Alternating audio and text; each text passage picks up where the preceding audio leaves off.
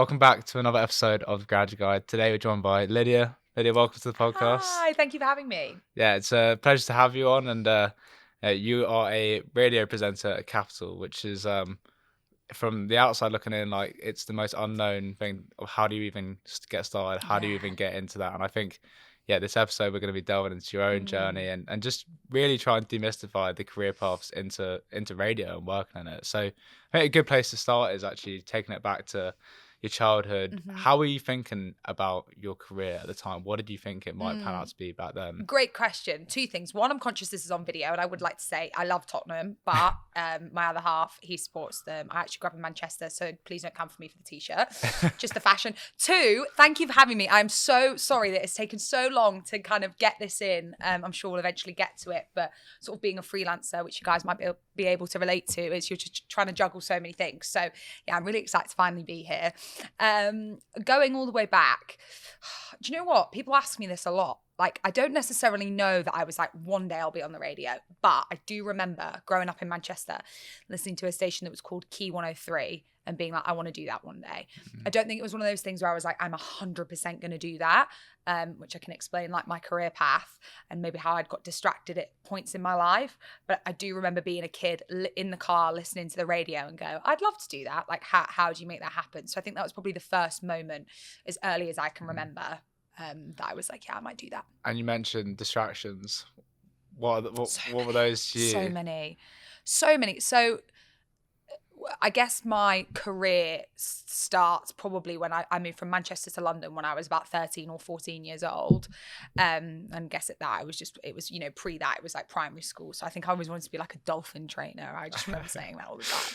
Wanted to work with animals, that kind of thing, So yeah, moved to London and went into my GCSEs, and I'm going to use the word book smart. I'm just not like traditionally academic at all. I literally remember my English teacher sitting me down and being like, you will get a C by like the skin of your teeth if you work so hard. And that is so true. I'm so dyslexic. I can't really put pen to paper. I just never have. No matter how hard I tried, it just never really was my thing. Same with maths, same with anything. So at about the age of 15, when all my friends were looking at where they were going to go and do their A-levels and what universities eventually they wanted to go to, I was like, once I finish my GCSEs, and you could at the time, I will never, ever, ever be in a classroom again.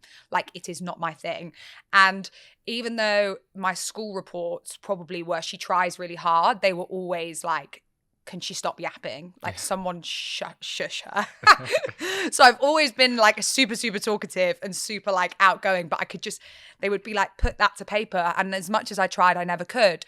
So I knew I was never going to do any further education post GCSEs.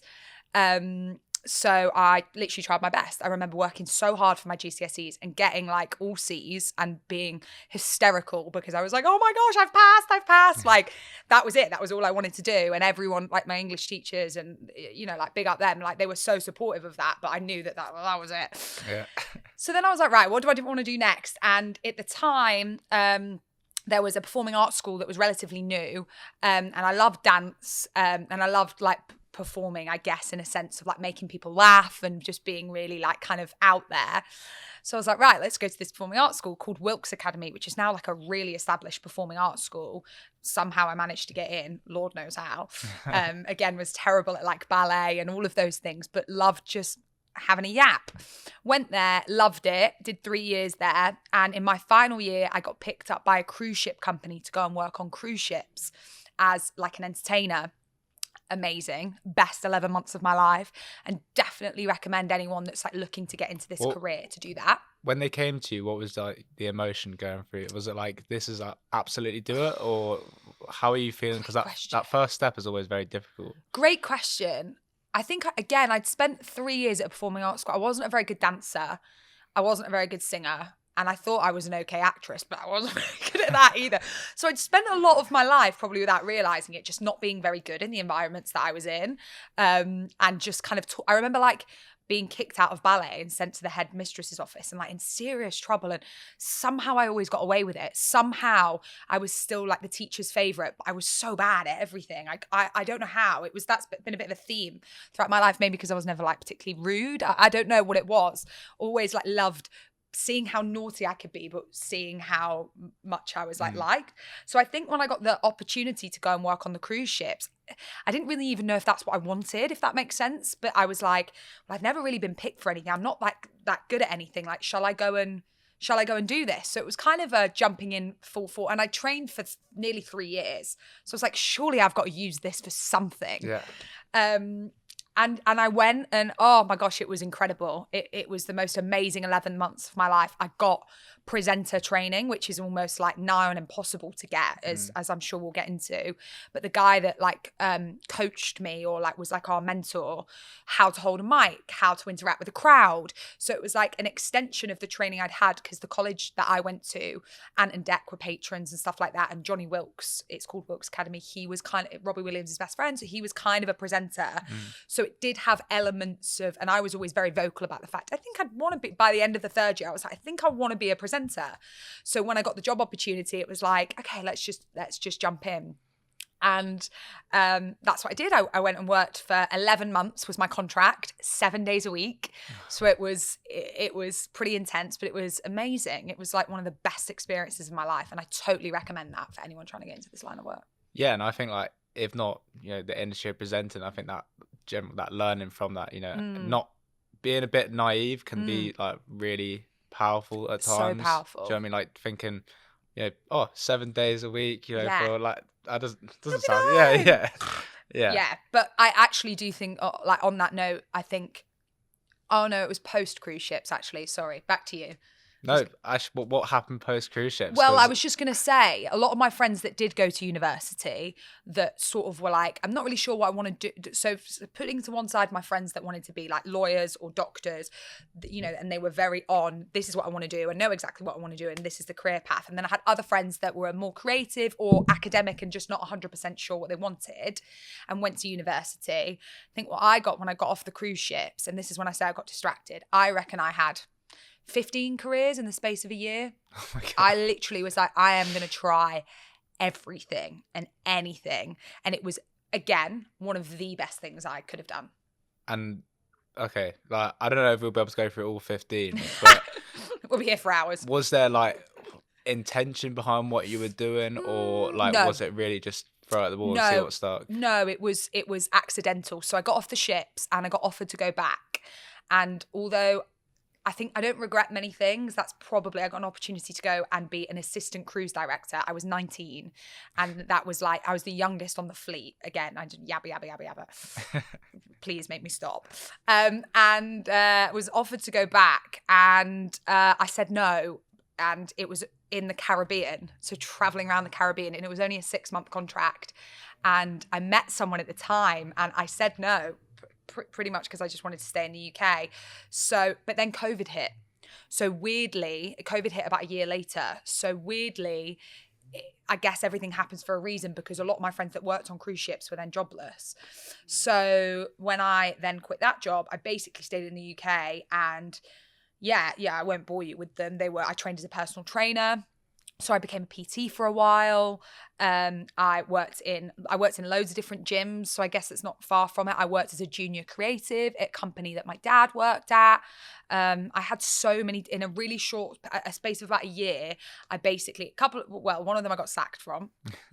So, which that happens to me every now and again. Sometimes I push the cheekiness a little bit too far. Yeah. And the others, I just were like, right, that's not for me. That's not for me. That's not for me. That's not for me. And I sort of, in a weird way, I've never been that bothered about what people think of me. So I was just a bit like, I have no mortgage, no kids, no family. Like, I have to try all of these different careers in order to figure out what I want.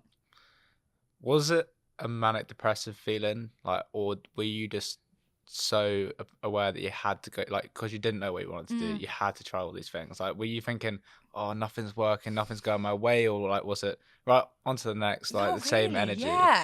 Yeah, there are definitely things that I struggle with, so that's not me even. I just was like, life's too short to do something and be miserable, I think. And I guess maybe where I hadn't been very good at anything growing up, rejection is not massively something that I'd suffer with. I'd suffer with a lot of other things, but someone saying, no, you can't do that, or that actually you're not very good at that, I'm like, oh, okay, no worries. Like, unless it was, I'm sure I'd be hurt now if someone was to say you're a terrible radio presenter. I probably would. So maybe I need to say that with a pinch of salt. But I just was like, life's too short to not be happy in what I was doing. And I was doing these things, and I was doing them for maybe, let's say on average, 3 months or whatever. And then I was like, but this just isn't making me happy. And then it was a case of, for me, it's always a case of like, well, why am I not quitting? Because of my ego, because because I've just trained as a PT and I've done that. And actually PTing isn't for me. Like, I like the gym, but actually helping other people isn't my thing, kind of. And then it's like, so why am I still doing it? Who am I trying to prove it to? And I'd be like, well, no one really. My ego, maybe. I don't want my ego to be bruised because I've put a lot of time and energy into this. So for me, it was about like, I want to find a job that I can do every single day that doesn't feel like a job. That was my aim. And that's when I say I got distracted, because I think deep down, I trained as a performer. I absolutely loved the radio. Music was a big part of my life. I think I knew the answer, but I knew that it was a hard graft, basically. So I was maybe distracting myself from deep down, come on, that's what you want to do, if that makes sense. It's so interesting because, one of the hardest things in your career is actually becoming comfortable with failure and rejection. And like, even though you weren't getting the traditional rewardment from, education and assessments at school, that was actually like gearing you up to be like bulletproof, a more useful skill in your career actually. And I think, from the outside looking in, I guess we'll get into now how you actually landed, a presenter role at literally if not the biggest UK radio. But I think you have an energy that no matter what has happened, it's so infectious. It's so the storytelling, like it will come through the screen for anyone listening. And I think, what if you take away the self-deprecating layer to yourself, which you clearly have, what do you think makes this role so right for you and you so good at this? Okay, this is what does self-deprecating mean? That you're like basically saying that you're not good at anything. Wait, what makes me so good at the radio, do you mean? Yeah, but if you're saying you're a bit so used to people saying that you You're can or very can't good, do this, like, yeah. why is this the right thing? Why would you be offended if someone said you weren't a very good one? Oh, because it does feel like the only thing I'm good at, like yapping. I always use the word yapping. It does feel like, when I look back on my life, it feels like every situation I've ever been in, somehow I've been okay because I've been able to talk my way around it. There might be people watching this that disagree, but I've always, like, the power of like communication, probably less so like yapping on a serious note, communicating with people probably has always been where my strengths lie. I'd like to think I'm relatively emotionally intelligent and able to like read a room and read an environment, and probably my weakness is that sometimes I'll go too far with that. So I think that's always been my skill. And I think if someone said to me, you're not a very good communicator, I'd be a bit like, oh, well, I don't know what I'm very good at then. I don't know what, genuinely would be like, then what do I quite like business development. Maybe I'd try that. But again, that's like communication and trying to build something. So. And you were probably validated by maybe your friends and people around you as being a good communicator. But it wasn't until you landed this role that you're in now that you're like, okay, maybe I'm a good communicator. Yeah. So tell me, what was the process like? How did that come about? So radio is the hardest thing, one of the hardest things to get into. But once you're in it, and once you understand it, it's a really, really, really small world. So I guess I'll give you my story, but also like advice for anyone that wants to get into it along the way. Because if you want to get into it, it is the best job in the world. And there is so much space for everyone. So never let that fear of the unknown put you off. But yeah, so going back, so after I had my like 15 different careers and COVID hit, I was really lucky. My dad worked in talent management growing up. So he looked after people like in a nutshell, like Ant and Dec, who else did he look like? Big kind of Amanda Holden, big kind of traditional TV talent. And COVID hit and I was literally jobless. And I was like, oh my gosh, what am I going to do? And again, without delving in too much into that, my dad fired me for over a period of time. He is a very successful businessman, but he's very, very cutthroat. And I think he felt a bit bad, and COVID had hit. So that happened a couple of years before when I did some like work experience there. He was like, you've gotta go kind of thing. Out of like personal issues. He was like, you can't work here anymore. And I was like, right, that's really helpful. Which is when I then had my like 15 different careers. So at the time, I think he felt bad and he was like, look, there's a really low level team assistant job going. Would you like it? Because I was like stuck. And I think I was debating going back on ships and that wasn't going to happen. And I was like, do you know what? I'll take it. So I worked at a really, really, really low level at a huge management company called YMU, where I assisted people like Vernon Kay. He was amazing. Rochelle and Marvin Humes. This is like the most junior level possible. So I'm like booking the cabs. I'm like doing the bottom level stuff. So that was amazing and really gave me an insight. But because they were such high level talent, it never even crossed my mind, oh, would I want to do what they're doing? Like Vernon was in the jungle at the time. So it was like, it just doesn't even feel like touchable. Yeah. And because my dad had run this company and things were interesting internally, it was an amazing experience, but I was like, right, I want to go and make a name for myself. And I think I'm good at this. I'm communicating, I'm looking after people. I think my skills are here. I think I would have been an okay manager. My attention to detail was terrible, but there we are, another story. And I decided to go and start interviewing for other agencies that I admire. And at the time, I interviewed for a company called Insanity, who are a huge management company again. And they are amazing. And Andy and Neil and Helen, who run that company, they were like, come on then, we want you. Try and make yourself over here. And I was like, woo, I've done it. I've found my career. Like, this is it. And I was a talent assistant. So like one level up, just a bit more of a glorified team assistant, really. Just a bit more involved with the clients, contracts, like a bit more in it. I like the idea of every job offer being like, come on then. Come on then. Get involved. Yeah, exactly. But it sort of was because they're competitors in a weird kind of way. So I was like going to a competitor. Right. And I felt like happy for myself. I was like, right, see you later, Dad. Like, thanks for the opening the foot in the door. You defied me once upon a time and now I'm going to a competitor, which he was really pleased with me for. So that was amazing. And they were really good. And I felt like, I'm like, right, I'm stood on my own 2 feet now. Like, this is it. I finally found my career. I'm going to be a talent manager. I'm going to sign talent. I'm going to grow. I felt like I was part of the family. And then I started getting this itch of like, I literally remember it. I'd started there in like the summer. And then at Christmas, I went to Cornwall. And I will never forget it. And I remember being stood there and being like, I don't know if I'm that happy. And being like, I don't know if like this is what I want to do. I don't know if I see myself being a manager, like developing other people's careers. Hold on a minute. Like, didn't once upon a time, like you went to performing arts school, like you sort of knew you signed a contract as an entertainer. Like, isn't that what you wanted to do? And then I got this itch and I went to Cornwall and I remember being sat, it was Christmas time and I had the privilege of being with my family and just having some downtime. And if someone that works in this industry is watching this, they'll know it's the one time of year that people do just stop for about a week. So I put all of like my equipment, everything away. And I sat down, I was like, what do I want? Forget my ego, forget what people think, like, what do I want? And I was like, I want to be a radio presenter. I was like, I want to be talking for a living. That is what I want to do. How do I make that happen? And it was so clear. And I was like, by the end of the year, I want to have achieved 1 paid radio gig. Don't know how, don't know why, 1 paid radio gig. And I was like, right, my first step is to get on community radio.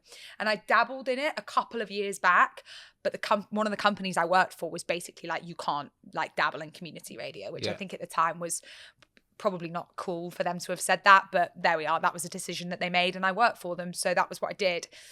So I went back to Insanity in the new year. And after my previous experience of my company, the previous company saying you can't do it, I said to my boss at the time, I was like, look, you guys make me feel so empowered. You make me feel so good. I'd really like to just do once a week community radio. It won't affect my work. Is this a problem? And they were like, nope. They were so supportive. I literally can't sing their praises enough. They were like, go and do it. Absolutely. Like, you're a talent assistant. You're 22. Like, of course, you should be having loads of different hobbies. That's what you should be doing. So then I did a breakfast show on a community radio station, which first port of call, I highly recommend that anyone that wants to get into radio, you do a community show. And after that, the momentum really started to build. I started to post about it on social media. And then I was like, okay, come on, you're just kidding yourself now. Like, you probably don't want to do management deep down. You want to do radio. Like, maybe start putting yourself out there a bit. So I made it my business to get to know anyone and everyone within radio. And I literally mean anyone I could. Like, I networked that there was a period of time where I'd finish work at like, you can't really do a 9 to 5 in management, but as close to it as I could. And I'd spend 3-4 hours, weekends, evenings. You know, I was working 7 days a week, emailing the managing director of every radio station under sun, the number 2, the big bosses that ran the companies, you know, that own the big radio stations, everyone in it, consuming radio, just like absorbing. I think knowledge is power. And I just was like, I want to understand this. What was the pitch? The pitch was, I really admire you. I really love who you are. I love what you've done. As someone aspiring to be in a position like yourself one day, could I have 10 minutes? Could I buy you a coffee? Could I have 10 minutes of your time for some advice and a coffee? And often people would say, can't do a coffee, but I'm happy to do a 10-minute Zoom. And I'd go, absolutely. I'd love just your advice. And then I'd just say, tell me about your career. And I'd just listen to everything that they had to say. And I'd just absorb all the information that I could. That was honestly that was the thing that moved the needle for me. But it was a very long process. Yeah, again, I think like it's a message I try to give back to students is like, when you have nothing to offer, the best thing you can do is just ask good questions and listen. Just listen. Yeah. Because you will learn so much. And also, you know, be clever about it. This is probably a naughty thing to say, but this is my little secret. Like, people love their egos being massaged. Yeah. Listen, because when they speak at you for 30 minutes and at the end of it, they go, oh my God, I'm so sorry, I haven't asked you a question. You go, it's okay, don't worry. Please, can I come in and make a cup of tea? Can I just be around it? Can I just, they feel like they go, well, yeah, actually, you're a really good listener and you're a good absorber. So absolutely come and make, and then I'd be like, okay, tick. It's probably quite a good balancing act if all you did was talking and, you know, a yapper, as you say, like, and then you learn how to listen as well. That is what makes you then an even better radio host. Possibly. I have to work hard to listen. And I always say, like, listen with 2 ears. I think it's really easy just to kind of feel like you're listening and then not really take it in. But yeah, knowledge is so powerful, so powerful. So when I had those people in front of me, it felt like indirectly like that was an opportunity, basically. So everything's starting to make a bit more sense to how you end up where you are right now. But what was the big moment then, and how did that come about? So the big moment was I managed to get, I used to work for the BBC. So I managed to get BBC London on a phone call, and I said, please, like, can I come in? Can I do anything? She was an amazing woman. And she said, where do you live? And I was living in Surrey at the time. And she said, can I put you in contact with BBC Radio Surrey? Mark Carter, who I still say now, regularly message and say, thank you for believing in me, because he was the first person to give me an opportunity. And I said, yep, sure. So I had a call with Mark, and he said, why don't you come in and shadow? So I went in and shadowed the evening show, and it was amazing. And the producer on the evening show left, and they said to me, we want to offer you a job as the evening show producer. And I said, no. And they were so shocked. And I was like, I have spent 3 years, I didn't say this, but in my head, I was like, I've spent 3 years pretending to do something I want to do. I'm not about to accept a job where a lot of people say, like, I love producing. I just didn't love producing. I'm not a good writer. I'm not very, like, good with information like that. It's just not my thing. I knew I couldn't support the presenter properly, and I knew deep down I'd just be thinking, let me have a chance. Truthfully. And he was shocked, and I think a bit I'm sure he doesn't think twice about it, but probably a bit taken back that someone so desperate just to make cups of tea and just to be in the building had said no. But it was probably one of the best decisions I'd ever made. He then said, a couple of weeks went by. I then said, look, I know I've said no, but please, can I send you some audio? Like, please, will you just listen and give me any feedback, which I'd quite often done. And he said, sure, no props. And I'd got really good friends with a guy called David Miller who worked within the building. And he was like to me, let's try and make this audio together, very kindly, just out of his own time. Sort of could see how much I loved radio and was like, let me try and help. I've been here for 30 years. Maybe I can offer something. It was really lovely and helped me create that. So I sent it to Mark, and Mark responded saying, can you remind me what you've done? And I hadn't really done anything. So this is my point when it comes to like the gift of the gab kind of thing. I had literally done nothing. And I was like, yeah, so like 4 years ago, I was the breakfast show host on Shoreditch Radio, which was all like pre-recorded and from home. And then I got Riverside Radio Breakfast. I did it 1 day a week with a friend. And I've done that for the last year. And I've hosted this event and I worked on cruise ships. So I bulked out. Like, do you know what I mean? Yeah. what it was like, and he was like, brilliant. Gonna think about cover down the line, but for now, would you like some shifts reading the travel? And I cried. I sobbed and sobbed.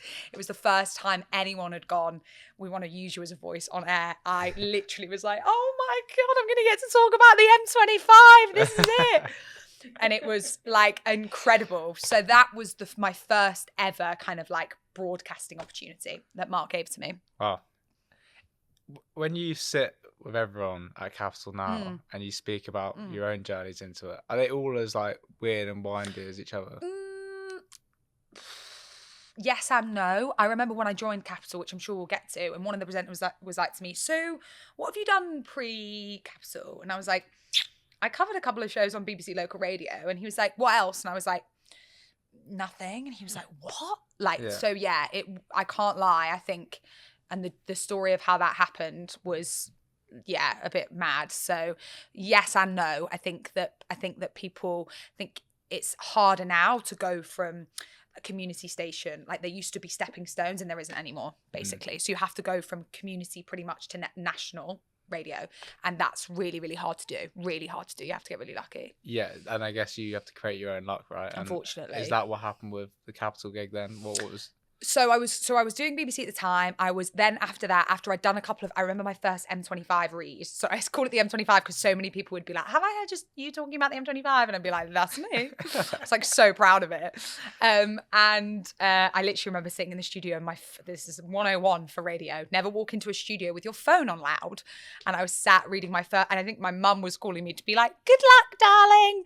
And I was on air, and fortunately it was a cover presenter who was a lovely guy at the time. And I read the bulletin and my phone was pinging in the background, and he was like, Lydia Rodford, is that your phone going? And like really made a thing of it. So that was fine. But there you are. I remember being like, that's it, I'm never going to be invited back.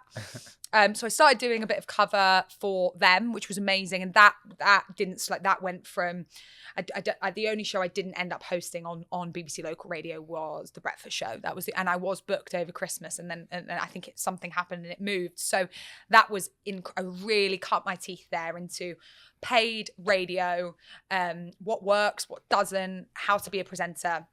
And I loved local radio, but obviously I was 22, 23, and our audience average age was like probably 60. So I recognized that for a lot of people, the minute I spoke, they were probably turning the radio off. As you can tell, like I'm not very calm. I'm super loud. Like I had to try and like be chill. Like I wouldn't drink coffee before I went on, put it that way, because otherwise like I'd just be too much. And so I knew that probably deep down that station wasn't going to be my forever home. Also, unfortunately, if you know anything about radio, it was then what they call de-rigged. So a lot of stations were taken away. A lot of radio was torn apart to make space for more digital and other opportunities. Yeah. So a lot of local radio basically disappeared about a year ago. And I was there. So I knew I needed to kind of jump ship really before it was too late. And where I was on this kind of rolling path, I didn't want to miss that opportunity. So I emailed the big bosses within Global, and I said, and again, this is that gift of the gab, which is what I call it. And I was like, you know, like I would do anything just to come in and kind of have 5 minutes of your time. And I'd really love to just be in and around it. Like radio means so much to me, and communication and blah, blah, blah. And they were like, okay, sure, we'll pass you over to this person. And I got passed over to, I can't remember his title, but someone within the building who said, right, let's get you in for a demo. Or no, sorry, they said, we'll get you in the new year for a demo. So this, we're going back, not this Christmas, just gone. Not the one before that. Oh my gosh, I can't even, maybe that's too many. There we go. I feel like it might be one Christmas before that. And he said, we'll get you in the new year after what we do is the Jingle Bell Ball. So I was like, sure, no problems. It must not have, not this one, the one before. I'm going back too far. And he said to me, we'll get you in the new year. He said, in the meantime, can you get me in demo? And I had made friends. I was doing a part-time job. I'd made friends with a guy called JK, as in JK and Kelly Brook, who do Heart. And he said, before you send it, send me your demo. And JK was amazing. So this is my point as well. Like, don't just network with managing directors and people that have power. Network with the presenters. People are lovely, I'd like to say. Like, people will give you their time and their energy. You know, there's space for everyone, like, in this industry. And JK was like to me, do you mind if I just chop it up a little bit. So my demo, which was probably about 4 minutes long and felt like relatively long, went from what felt like a really accurate representation of me to a Capital demo. It was a minute long. It was so fast paced. It was literally like, this is, which I now understand why. I think listening back to it at the time, I remember feeling a little bit like, that feels a bit, but I was like, but JK's in the building. Like, I sent them the demo. The person that was in charge of all of this literally replied to me being like, can you come in next week? And I was like, oh my gosh, wow. So I sent JK like chocolates and a candle. And I was like, you're the best person in the whole world. And I think JK actually may have even started something to help creatives though. So big up JK, definitely, go and follow him and touch base, because he was a massive part of helping me.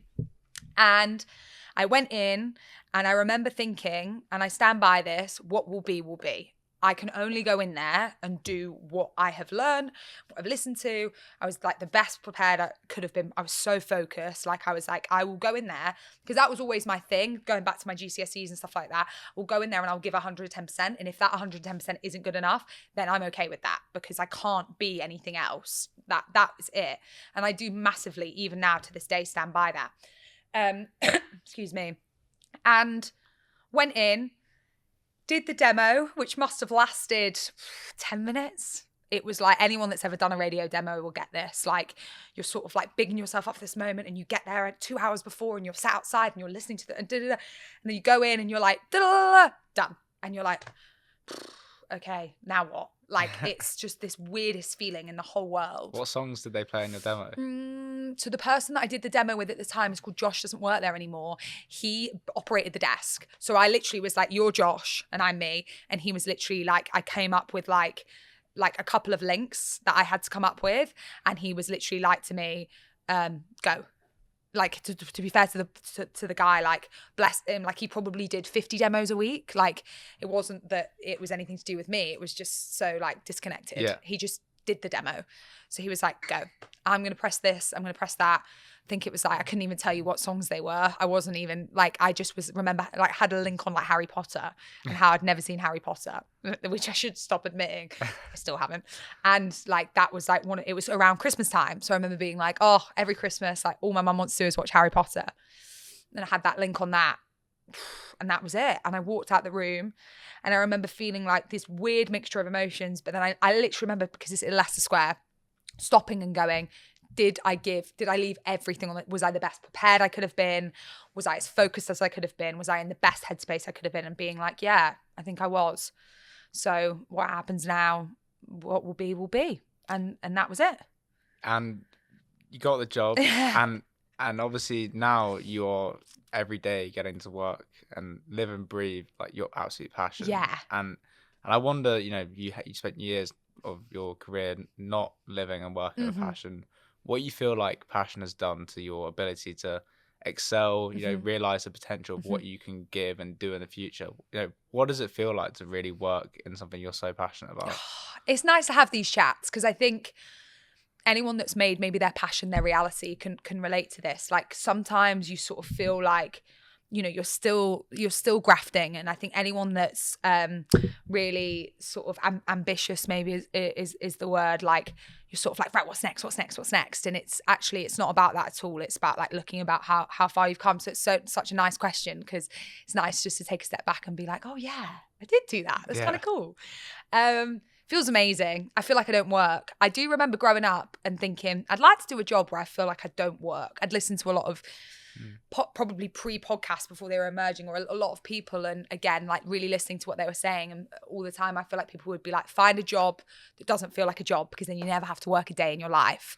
And that's how I feel now. I forget how lucky I am. I'm so privileged to be able to use, as we have established, my only skill, yappa, and do this. I feel so lucky and so grateful and so thankful, because so many people helped me, like, along the way. So many people were like, have you tried this? Have you tried that? And yeah, and I just feel, really, really lucky to be here and to be doing this day in, day out, really. And I think what's amazing for like the context this conversation has given that statement is that I think, you've taken people on this journey that they're really rooting for you. And I think that that ability to tell your Oh. story in your way, even in your job interviews and everything. I think there are so many like weird little side quests that people go on their career that are so much more formative to why they end up getting something completely unrelated. And knowing everything you had to go through to get to where you are now, what would you like to say back to that younger self who first was like, oh, radio would be quite fun. I'd quite like to do that. Like, how would you try and guide them a little bit better? Oh my gosh. I want to encourage anyone listening, whether it's radio or anything that requires putting yourself out there, probably, Yeah. like, just be you, because chasing happiness and chasing like what genuinely makes you happy is so much more rewarding than someone used to work with going, oh, that's a bit cringe, isn't it? Like, I've had loads of my friends would be like, that's a bit cringe, isn't it? Yeah. And it would bother me now more than it would do 4 or 5 years ago. So if you have that within you, like, massively hold on to that, because once you're doing it full time, you'll just absolutely love every single minute of it. Yeah, I think it is interesting because obviously you see yourself, you're featured on Capital, which has all these like massive following on Instagram, like you're being put out there every day, and I think you were like, even if you weren't living your passion, there's something enjoyable in that chase, and it's like it's that classic when you get there, then suddenly you're so like hyper aware of like just how hard it was and how precious this role is to you. So true. But if you need any reinforcement of what you're doing is great. Like I've been following since you started that journey, and it's for me, I think I never had one of these like big career dreams when I was younger, and I've always just like loved the idea that people do love their work. I think if you're gonna spend so much time doing it, like, and that's why I explore these stories. And I think you not settling for that other job, and saying no to it because it just wouldn't have been you. I think it's so sad to see people not doing that. I agree. And I think really it's just about the allocation of somebody who wants to do something into the right role. It's not even like it doesn't have to be the most glamorous role like radio. If they're happy doing that, then great. Oh my gosh, chase happiness. Please don't chase anything other than happiness, because you get one life, and if you're privileged enough to be in a position where you can make choices within that, that's so much more privileged than most. So like, chase happiness. Like there is nothing more important than that. But no, thank you. It's so lovely to have the chat, because I am so privileged to be in this position, and I feel so lucky to have, been like, what am I good at? Okay, let's try and run with that. And not everyone has the ability to be able to kind of go and chase that. So yeah, it's really nice to have these chats and be reminded of it. And kind of hopefully as well, like, radio is a really hard thing to get into, but you can do it. So I hope that anyone that's like ums and ahs and thinks, oh, maybe it's a bit too hard work, it is, but you can do it if you want it. Yeah, and then my final question to you, which I ask every single one of my guests, is when you first started off, you would have had a certain idea of actually what success would look like within radio and your career more generally. Fast forward with everything you've been through, what is success to you in your career? Happiness, like that question, like for me, like I could be, like, let's say fast forward 10 years time, a breakfast presenter or a chart show host or whatever. Like, if as long as I was happy, then that's what success means to me. And I think it's really easy for me to sit here and say that because I feel like I'm living it now, but for as long as it will make me happy, then that's how long I'll do it for. So yeah, for me, success is a measure of happiness rather than any role, any salary, anything in between. Yeah, and I guess like living with that mission can reward you in weird and wonderful ways as well. So weird. It's the things that you probably don't think that reward you. They're the things that reward you. It's the message in the middle of the night from the person that says, I've worked nights for the last 25 years. I love the music at Capital. Like, I've heard you're a new host. I just want to say, like, your program literally gets me through the night. And, or at Christmas time when I've been doing those like night shows and people say, like, I'm super lonely, I'm spending Christmas on my own, and I feel like you're with me. That's what makes me happy. Forget the kind of, right, we want to offer you this huge slot, like, that's amazing and you feel incredible, don't get me wrong, but the joy comes from the communication and like making other people happy. Like, that's the true power in like my job. That's how I feel like. It's mad. Like people that work, like doctors and nurses and all these incredible, they really make a difference to the world. And sometimes I feel like, I wish I could make some sort of difference in some way. So that's things like that make me really, really happy, because I feel like, there's my purpose. Yeah. This is who I'm doing it for. I'm doing it for John, that's on his own this Christmas and just wants to feel like he's got some company. Like that's where I feel like the difference is made. Yeah, and I'm sure you're making a massive difference in loads of people's lives. And thanks so much for coming on. Really thank you. Yeah, a lot of people are thinking put a sock in it, but yeah, no, I'm lucky. So thank you for having me. It's Cheers, really nice to chat about it. Thank you.